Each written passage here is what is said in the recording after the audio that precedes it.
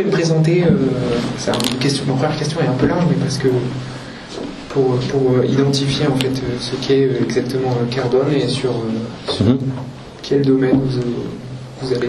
Donc Carbone, ce que nous faisons, nous apportons des données fiables et validées sur les émissions de CO2 industrielles prises, mesurées par satellite. Nous apportons ces données aux industriels, aux financiers, aux institutionnels, en fait, pour accompagner tous ces acteurs-là dans leur propre implémentation des réglementations carbone. Donc, le constat en fait qu'on fait, c'est que toutes les réglementations européennes font du CO2 aujourd'hui une vraie valeur comptable pour les entreprises, pour tous ces acteurs économiques. Le CO2 met en jeu leur compétitivité, leur accès à l'argent, leur conformité, leur réputation, et donc ça devient une véritable valeur comptable, alors même qu'aujourd'hui toutes les méthodologies restent basées sur du déclaratif, du calcul, voire de l'estimation, et donc il y a un vrai paradoxe lié au fait que c'est une valeur comptable et que tous ces acteurs sont obligés aujourd'hui de s'appuyer sur des données dont l'incertitude est au moins de 40%, voire non maîtrisée.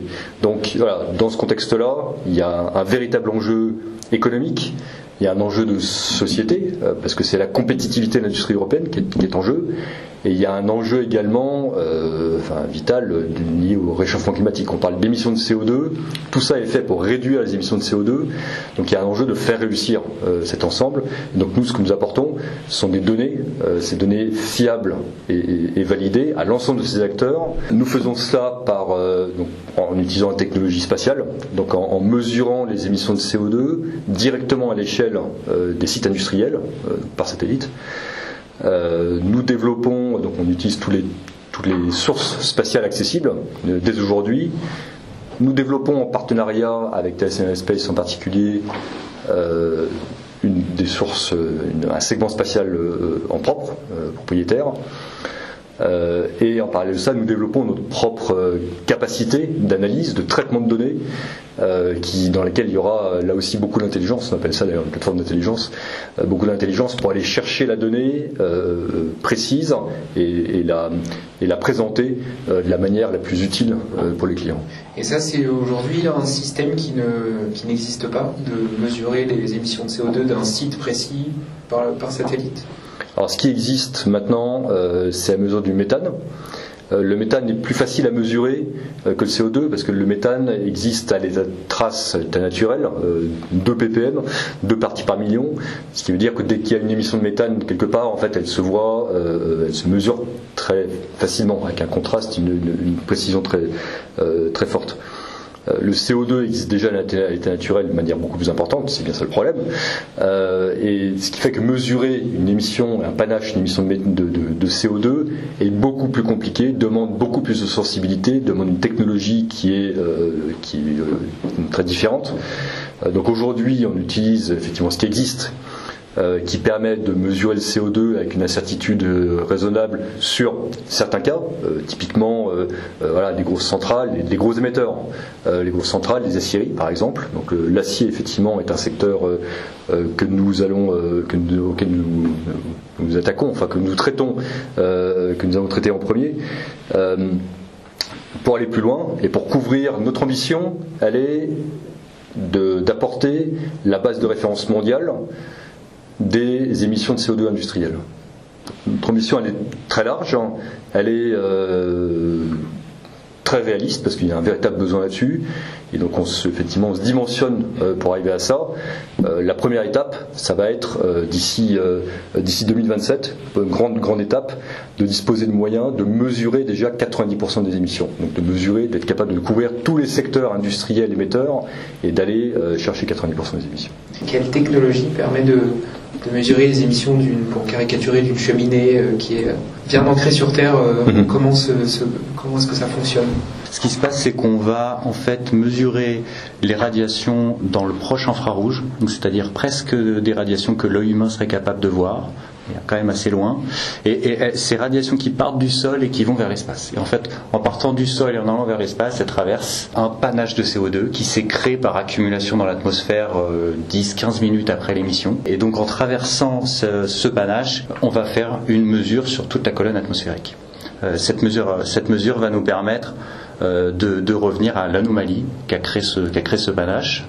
Donc ça c'est la carte de concentration de CO2, où là on voit le panache de CO2 sortir de la cheminée. Et ensuite vient un travail de modélisation atmosphérique, où on va essayer de revenir de ce panache au débit. Donc quel est le débit de CO2 de la cheminée qui a créé une telle anomalie dans l'atmosphère. Donc ça s'appelle une inversion atmosphérique. On voit le panache et on va revenir au débit. Il n'y a pas d'interaction avec la météo, l'événement météorologique. En fait, ce qui se passe, c'est que la météo change le panache. Donc on mesure la météo, donc elle est enregistrée plutôt au moment de la prise d'image par d'autres organismes. Et donc cette météo, évidemment, va changer la forme du panache. Plus le vent est fort, plus il va se disperser. Plus le vent est faible, plus il va stagner. Alors il y a des limites. S'il n'y a pas de vent, la technologie fonctionne pas, mais c'est quand même très rare de descendre sous les 2 nœuds. C'est très rare de voir la fumée s'élever verticalement dans l'atmosphère. Voilà. Donc c'est des cas extrêmes où effectivement la technologie fonctionne pas, mais presque dans tous les cas un panache se forme et on peut faire la mesure. Alors il y a une autre limite, c'est la couverture nuageuse évidemment. Tout comme l'imagerie visible des satellites, on ne peut pas traverser les nuages pour faire une mesure atmosphérique.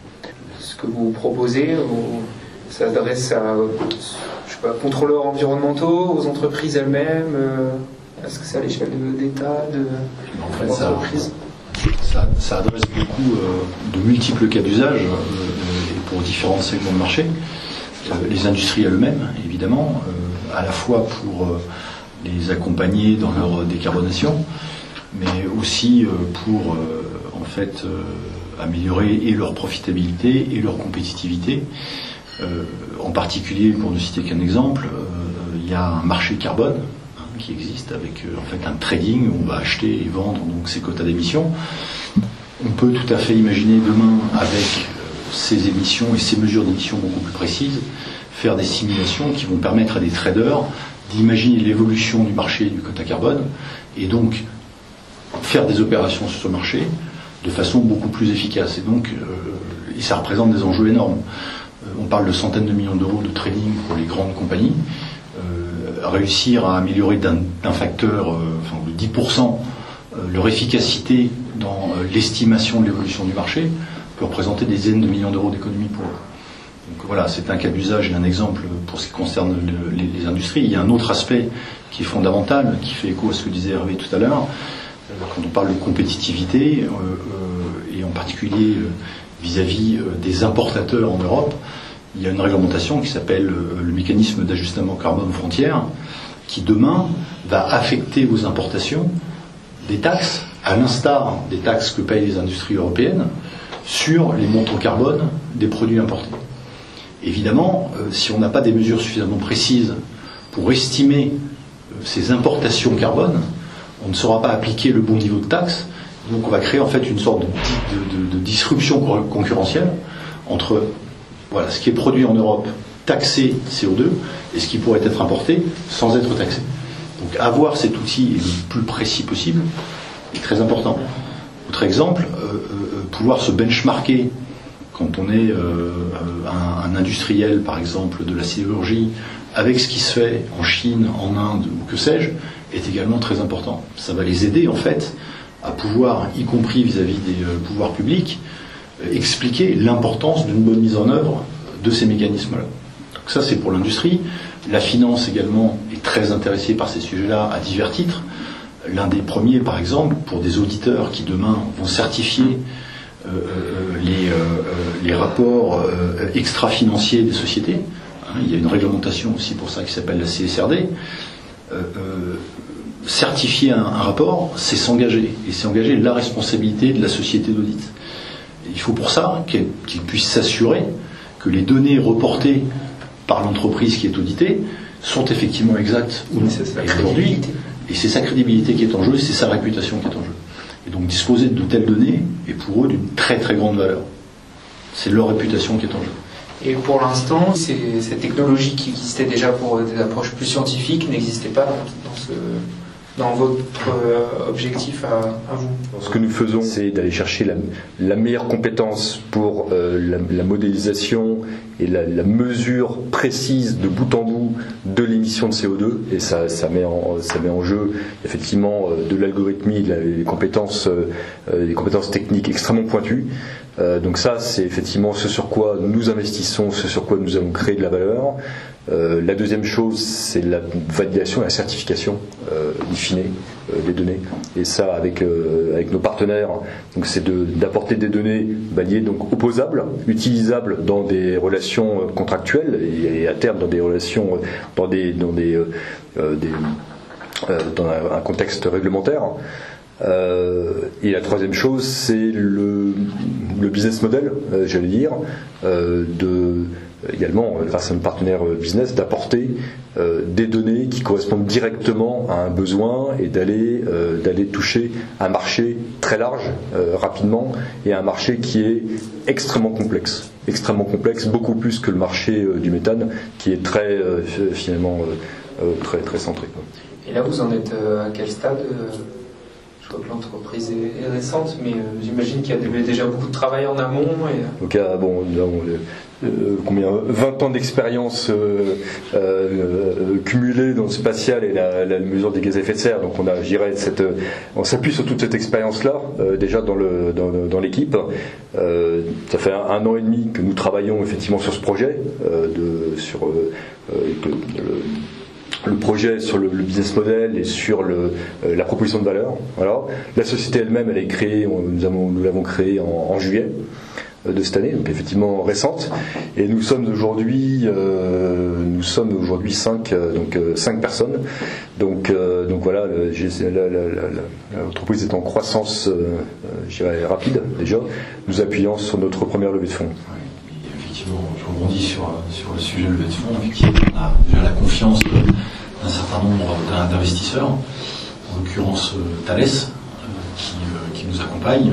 On a d'ailleurs démarré l'aventure, Hervé et moi sommes des anciens de Thales, au sein de l'incubateur de Thales. Et Thales, après décision de spin-off conjointe, a décidé effectivement d'investir dans notre société.